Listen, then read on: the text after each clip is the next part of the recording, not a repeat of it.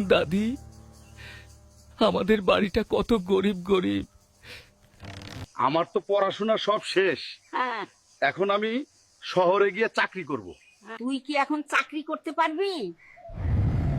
যদি পারিস, হ্যাঁ, তাহলে যা। হ্যাঁ দাদি, আমি পারবো। যেভাবেই হোক আমাকে পারতে হবে। দাদি, আমি যাই, আমাকে কিছু করতেই হবে। আল্লাহ ভরসা বাবা।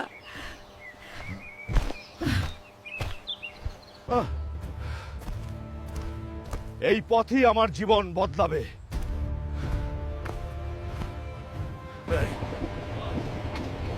আমি একদিন সফল হয়েই বাড়ি ফিরবো। পার্ট 2 দেখতে চাইলে সাবস্ক্রাইব ও লাইক করে পাশে থাকুন। খুব তাড়াতাড়ি পার্ট 2 আসবে।